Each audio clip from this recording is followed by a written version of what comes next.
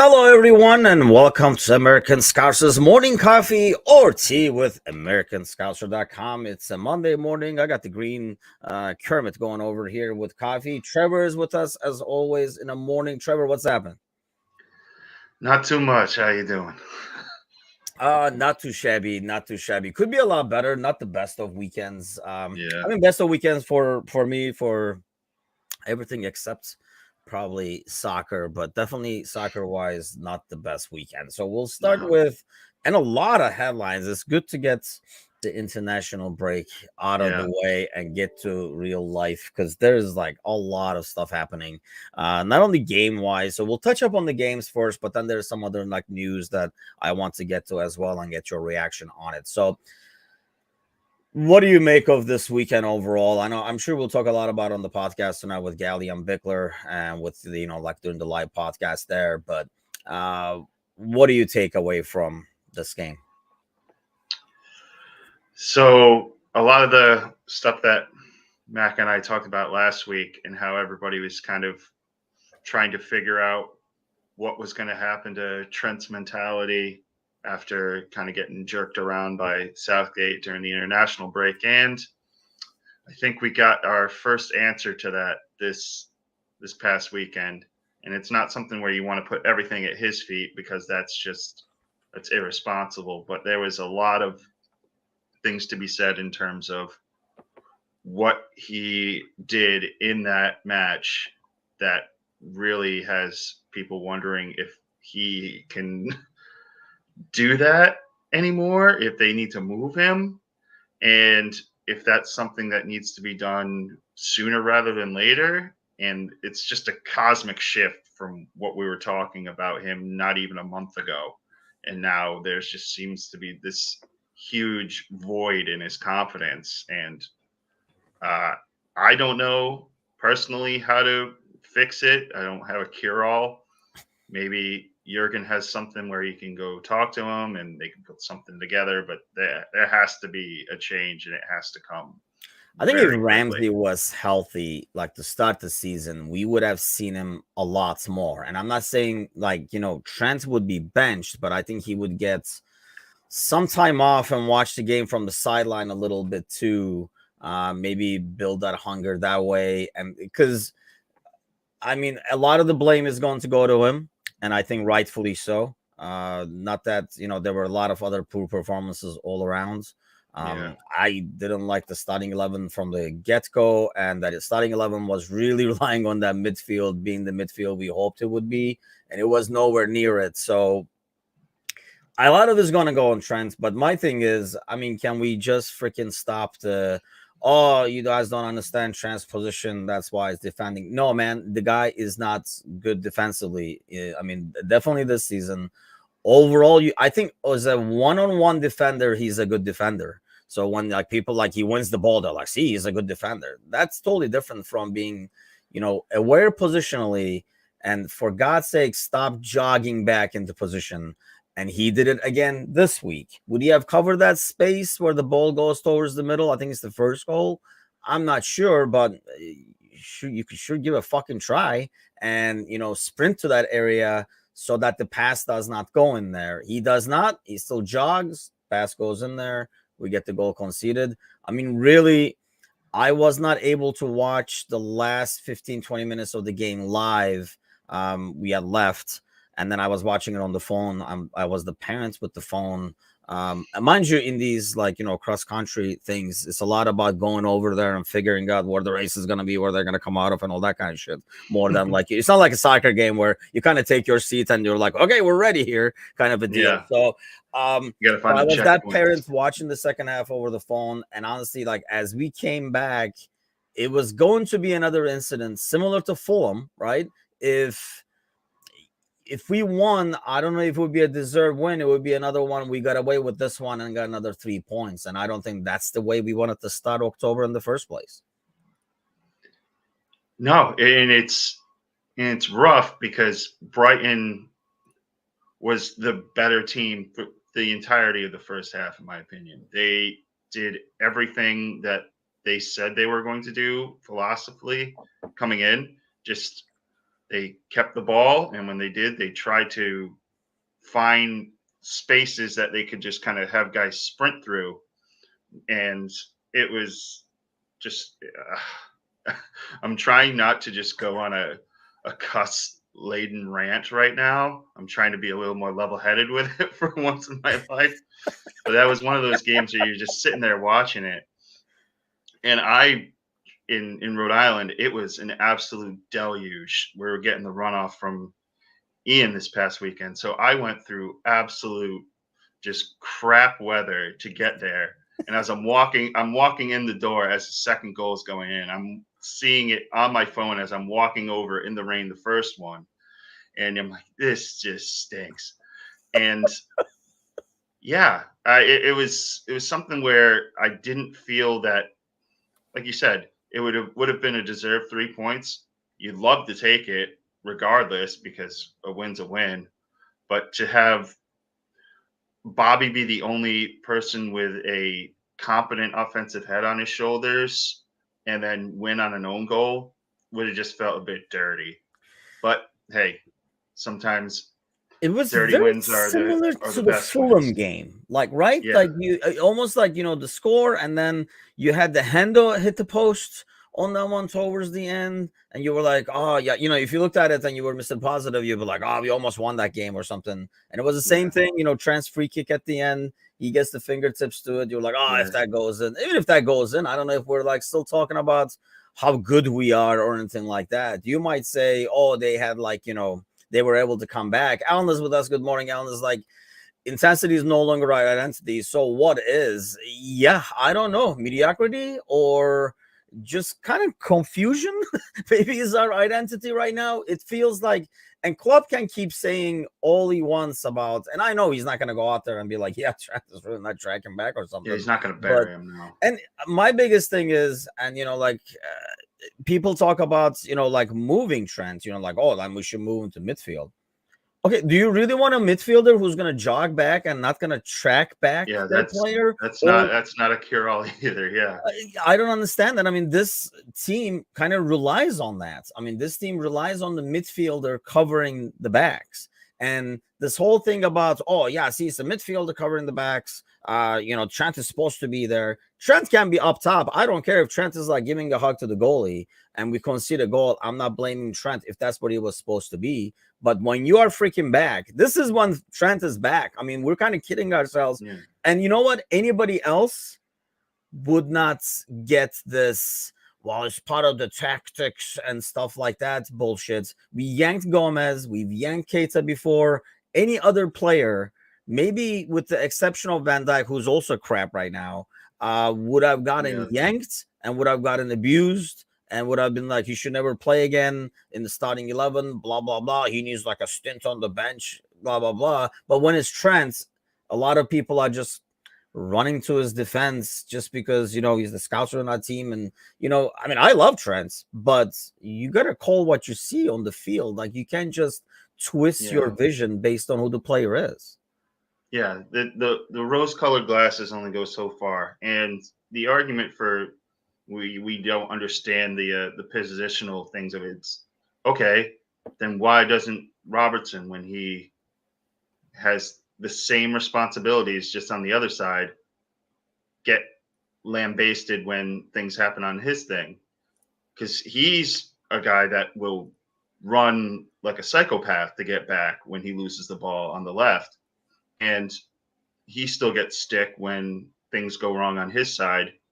And Trent is just immune from the criticism. And I get it that at this point, when you got a guy that's devoid of confidence, you don't want to bury him. You want to build him up and keep him at a spot where when that form does come back, he feels loved and part of everything. But like you said, if it's something where it's so bad that you just need to call it out as an issue and have it just addressed, it doesn't need to be changed there. And by change, I don't mean you have to like bench him for a month or just throw in Ramsey without any actual game time, just to go, well, we got to see what this kid can do. There's yeah, you can treat the wound without cutting off the limb. And Yes, yeah. I really feel that there's something going on in Trent's head. Yeah, definitely the midfield is, I think, something that needs to be addressed just as quickly as Trent's deficiencies at right back. Here's the thing, and like Alan says, trouble is there's no backup for Trent, only untried Ramsey and other Tina and Mabaya. But then I still did not understand in that game why we put Milner in. If Miller's going to play back, he's played right back before. Gomez has played right back before. I would feel a lot more comfortable, at least defensively, in a game that you're winning if Gomez is as a right back than Trent is a right back, especially the way he's playing right now. Or heck, I would feel a lot more comfortable Milner as right back defensively again. So that substitution did not make sense. Just definitely weakened the left side. It's almost like Klopp is like trying to I mean, of all substitutions, we throw in Milner again. I just don't understand. Is there something like we did in this contract that he has to go in? I love Milner, but I felt like that kind of affected the game negatively. And that's because it's like Milner. I thought like overall it just affected that substitution pattern just did not pan out. And yeah, I mean, I know there's no one on the right hand side. Oh, you got fans, by the way. See, you're bringing fans along. Yay.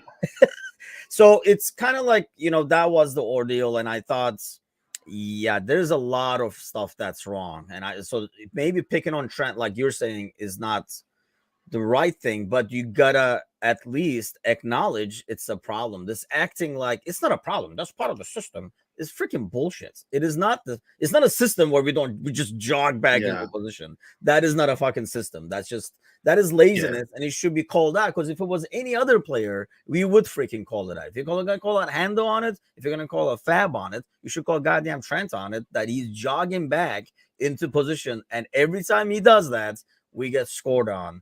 And every goddamn goal is coming from that side lane. It happened all 3 times. And that's the thing where the last one, Trossard's last one, the walking wounded Leandro Trossard, dead on the field, comes back and gets his hat trick. Just the ball, everybody wanted to go that it went through Van Dijk's legs to get to him. And that's fine. That Van Dijk is his own separate issue right now. There's a lot of things that we can talk about Verge at that point. But like you said, where did it come from? It all came from that side. It came from the fact that nobody in the midfield could just touch I want to call him Never Nervous Purvis. It's an old basketball player that I don't know if anybody's going to get that reference, but that guy just absolutely eviscerated everybody on that side. And then when like Harvey came in and was just running back and forth like he was doing suicides on the field, and then he was just caught out of position at the wrong time. It got the ball up.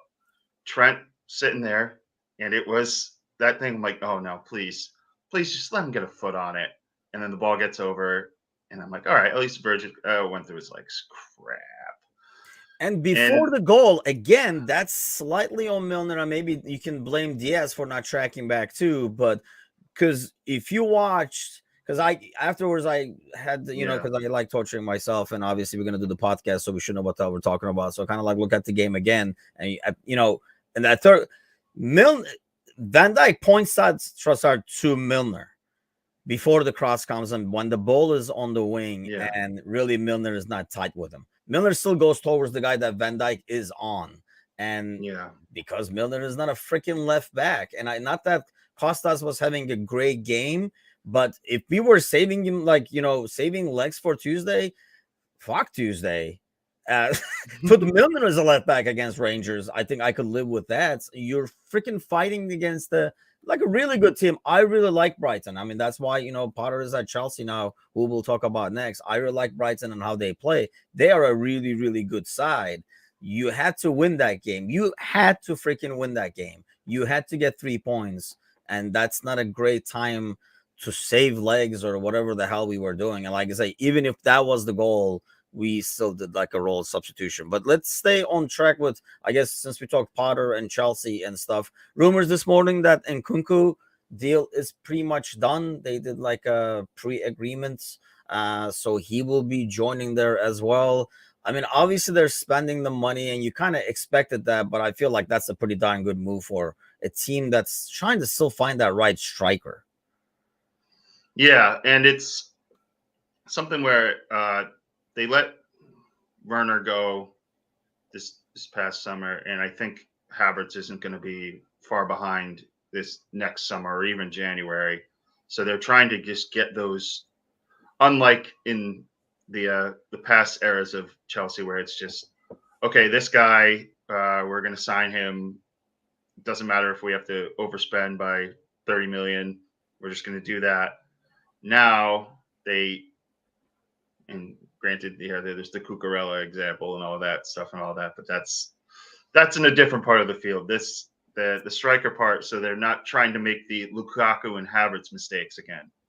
That Nkunku is a kid that I really think is perfect for getting the best out of the wingers, a guy that will create space for them, but also come to the ball and get it when he needs to go try get a ball on net. So as much as I want him to fail now for where he's going, I think it's a really good signing. Yeah, sadly, I think so too. I think he's like he has some of the qualities that they like getting from Havertz, but I think he brings that speed and stuff like that along with it and finishing. Yeah. So while Havertz has a lot of those qualities, I mean, he's ultimately not really a forward as much as they've tried to convert him to be one. Yeah, he's better like sitting back and then kind of being able to just get a full, like looking at a TV, like if he's outside the box, like looking at everything as it is, and then picking his pass or taking his shot.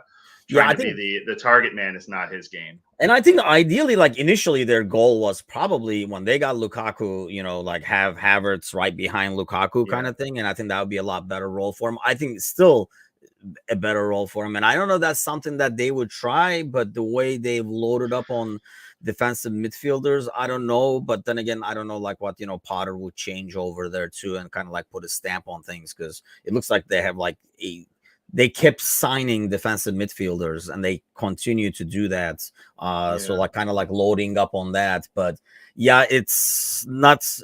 When I saw that, I was like, God damn it. Like, not that, you know, I felt, I mean, you're already, so let's get to that next. I guess I was going to go to the Wolves thing, but since talking about transfers and like being like, God damn it.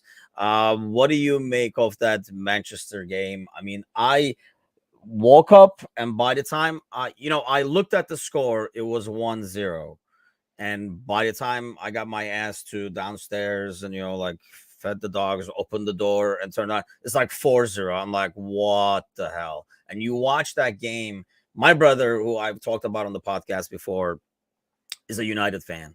And, you know, we were like messaging each other during the game. And he flat out said, dude, if this was a practice scrimmage, they would have stopped it because the other team is not getting anything out of this. It's just not competitive. They would have like redone the teams.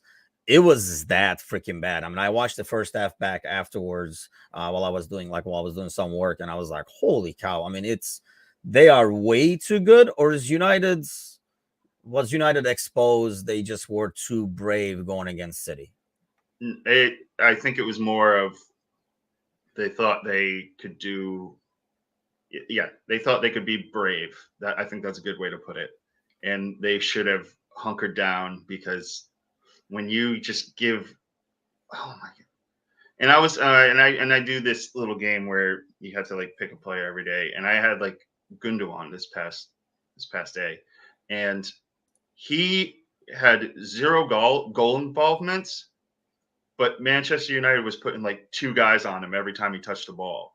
So you're going, it's either there has to be some sort of massive miscommunication of, hey, no, put the ones on the guys that are scoring all the goals.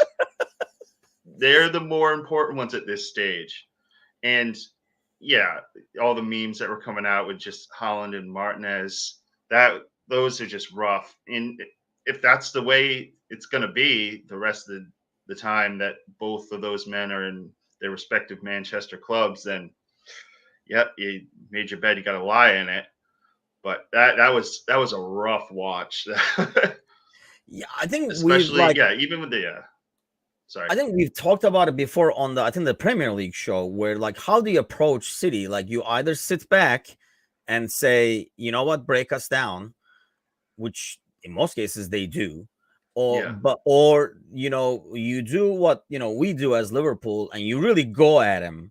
And it might be a high scoring game. You'll give up some spots, but you're gonna score goals on them, because when you put the pressure on them, it's not a defense that's used to that pressure, and you can kind of get goals on them. But you better be really freaking good when you're putting that pressure and when you're pressing up top, because they're way too goddamn good. And United was just not good enough to be able to do that. I mean, they were just, it was all over the place, man. And going back to like Martinez, like the midget center back, who, gives me hope that I was like, then you watch a game like this, you see a guy like that, you're like, man, even my size, maybe you can make it in the pros. And then you watch a game like that, you're like, this is why, good thing I didn't go pro. It's like, because you can tell. And, I was saying this before, against a team like us, that's why I really wanted Nunez in that game, because you need that mismatch. I think if he has a guy who is maybe like a Jesus, or maybe like a Bobby or somebody like that, he can maybe match up physically. But you put a big dude on him. I mean, even like when we were talking, like I said, with my brother, he was like, dude, like he saw Haaland's run. He had to start running to that run like 3 seconds before Haaland, and he still couldn't get there. I think that was the one that, Haaland took the shots and like they saved it out of the corner and stuff like that. But it just looks, and Haaland looks unreal. We were talking about, are they going to be able to work it into the system? I don't know if they have worked it into the system, or the fact that he's kind of like figured out his role in there, where to make those runs. And when you have like freaking like Gundogan and Silva and obviously De Bruyne, and the dude keeps making those runs full speeds. Even if he does not get the ball, he makes those runs nonstop, pulling people all over the place. So it was scary to watch. Daz says, good morning. Good morning, Daz. Alan's like, all players were called into United's Carrington Training Center this morning for a no-holds-barred meeting. Is that even necessary? Because, you watch that game, and are you like, United are not trying? It looked more like, man, United are nowhere near City's level. Yeah, I don't think it was something where there was a lack of effort, because there was effort, but there just comes a time where you're just outmatched. And unless you change up tactics to deal with that being outmatched, you can't really do anything about it. And it goes back to what we've talked about with so many managers over these past few years, and especially this season, that lack of adaptability. And we saw Pep these past couple of years with no Aguero just go to a false nine, because that's what his roster had, and was still able to make it work. And the guys in the system bought in and were able to do everything that they needed to make that work. Now they have a guy who is arguably in the best form of his entire life for a team that has a million guys that can get him the ball in any spot he needs it. And he's putting every single touch he gets into the goal. So that it's not about Pep's system anymore. It's about getting the ball to the people in the right spot at the right time to maximize their chances and goals. And he's doing that better than anybody. And you add an endless supply of players that you can throw in, making a quad substitution of guys that are all probably going to the World Cup. Yeah, it's not the best problem for the rest of the league. And that's the thing. It's not like a team where you're like, dude, you just got to shut down Haaland and you're in good shape. Like, just focus on Haaland. It's not like that. And that's the problem. I feel like what's going to happen more and more is, that says Haaland, if he stays fit, he will smash records. The guy's on like an obnoxious pace. You at least freaking hope that pace will not keep going like that, because I feel like now, yes, the teams will start adjusting and really focusing more on him to cover, maybe like almost like double up, in like a basketball term, like just pay more attention, put like a one of your defensive midfielders to kind of like, cover his lanes or whatever. But that's just going to open up things for everybody else. And you have all these guys that can make runs. That brings up Gundogan, and you have De Bruyne, you have Silva. I mean, you have so many guys that can make those runs afterwards to the space opened up because of Haaland. You have, I mean, it is just like it's bad. Like, as I was watching that, I'm like, oh my God. And I know like City has lost points, and it's not like they're like winning every single game, but you kind of like look at that and you're like, man, we're not even close. And yeah, I mean, they can have a no whole bars meeting. Maybe that's what they're after. But, they can have all the meetings if you want. It's just, what are you going to say? Like, what are you going to say at that meeting? You're like, we should have been a better team. We're nowhere close. Meeting adjourned. Like, Sandro, like, you should, Sandro, can you go get that weird surgery from the movie Gattaca and be 6'1" instead? Yeah, can we do that? That you can't make the guy grow. Like you said, he was doing everything in his power to do what he needed to do to put himself in the best position. And it was just not possible, because every time that he did track back to get into the right position, to get in front of Haaland, to make him make a choice, he passed it to Foden, and Foden scored a friggin' hat-trick. Exactly, yes. So the guy, you just put him in an unenviable position of just, all right, damned if you do, damned if you don't. You don't get in position, he's going to score. You get in position, and you force him to make a move. He passes to the guy over the right who scores. So you're screwed either way. But I mean, hey, I guess you can talk about, they were doing those triangles, and every time they did that triangle on the wing, it worked. And then like a hard cross to the middle, and the middle is open. But I mean, that's what City does to you. I mean, they can, like I say, I would love to see that meeting, because if I'm sitting in that meeting and I'm like, dude, bro, did you see them? Like, it's like, there's no way. I mean, yeah, could they have played better? I guess. And honestly, I mean, even my brother was saying, if City wanted to, if City said, let's keep going at it. And I mean, he made a line change. If it was club, he would probably criticize, by the way. He didn't make that line change till what, 75th or something like that. Yeah. And he put like 5 guys in there. And I know like some of them are like youngsters, but some of them are, like Mahrez is coming in, for God's sakes, like up there, like to kill time and, finish off the game. They're throwing in Mahrez over there and stuff. But, if City really wanted to, it looked like it could have been 10, 12, whatever. And because, I mean, I feel bad for the next team that City has a lead like this, because I guarantee you Pep gave them a chewing afterwards, because they did kind of like stop. And that's why, they got those goals, that penalty in the last second and stuff. City was kind of like, this game is over. When are we playing Champions League again? Because that's like what they're really after. But yeah, it's definitely, it was scary. We'll talk about the Premier League show, I'm sure, tonight with Gally and Bickler as well. But it was, as a Liverpool fan, it makes me sick. Sick is probably a good word, because you kind of watch that, and as a fan of the sport, like a part of you wants to say, God damn, man, that's fucking good. And admire it. But then they're it's City. So it's kind of like that. It's fucking like churn. So sick is probably the ideal word for that. Who also is sick? So let's talk about this. There was like a lot of other headlines we can get to. Last week we were like digging for headlines to talk about. I mean, even you and Mecca, like it was going all over the place. This week there's like headlines coming at the ass. So let's talk about this one actually. Wolves sack Bruno Lage, talking about feeling sick.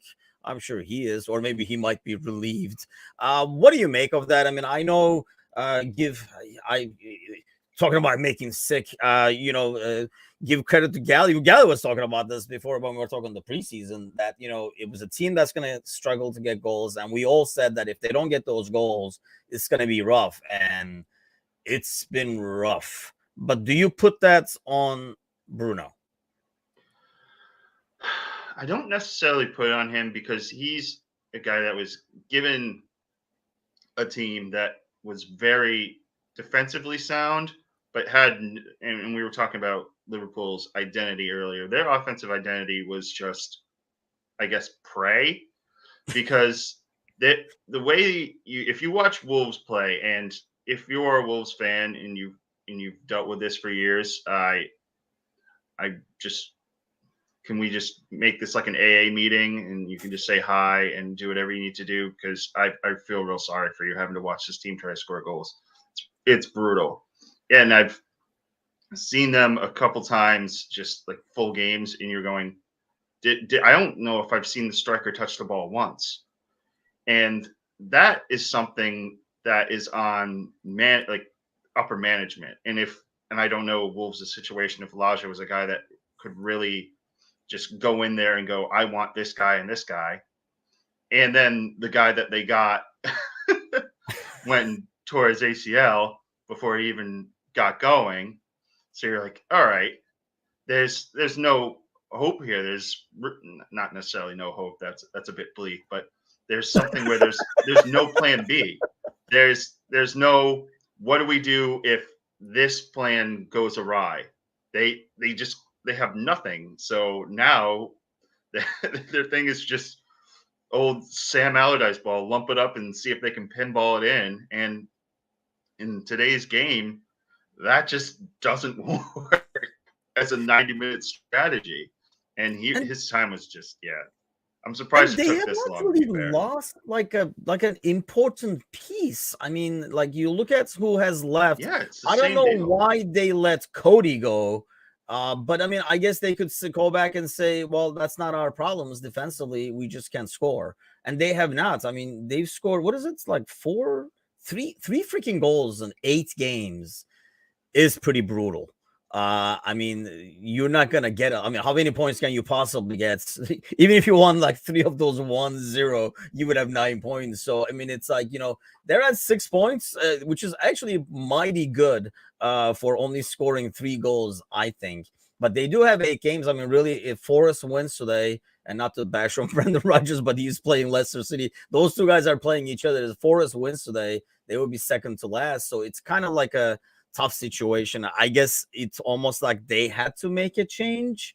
But I don't know how much of this I put on Bruno or how much he is responsible for in terms of like making these changes is more importantly the issue. Because otherwise, like you say, I mean, they brought some guys in, but really, it obviously because of the injury, one of them didn't make an impact. And it's just like, I don't know. It was kind of like an ordeal where you knew how this was going to be going into the season. I mean, we can see it. I'm sure they could have seen it almost like they were in denial. A lot of other headlines we didn't get to. We'll probably touch up on some of them because I still want to talk about a few and get your take on it. But one of them, Alan talks about the Seps injury.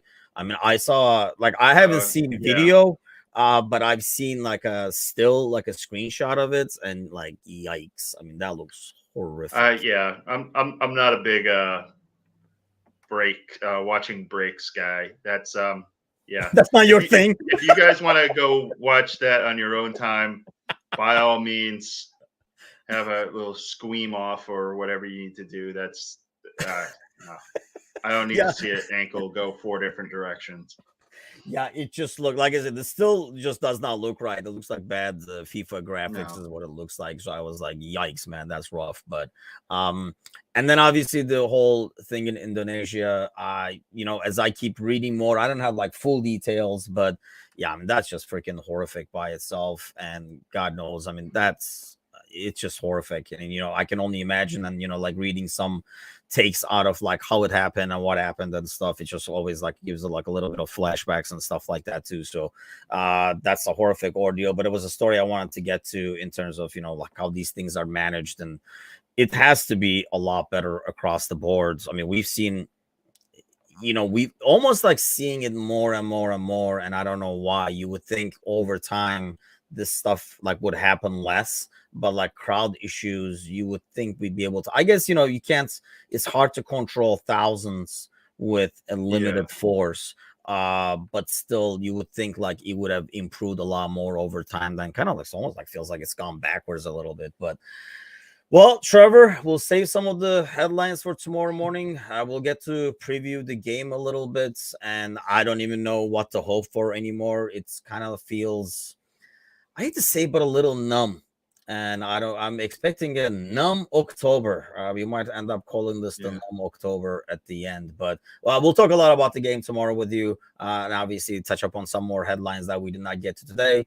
Thanks for jumping on short notice over here. The Polish Prince, I'm assuming, is having his Monday morning sleep this week. We didn't get to join us on his regular Monday, but Trevor will be back tomorrow, and I will be as well. And hopefully you guys will be as well. Join us tonight for our live podcast at 8 Eastern, 7 Central. Bickler and Galley, and it's probably going to be a crap fest. And I have to say, I might be leading the charge on this one. It will be a very animated affair.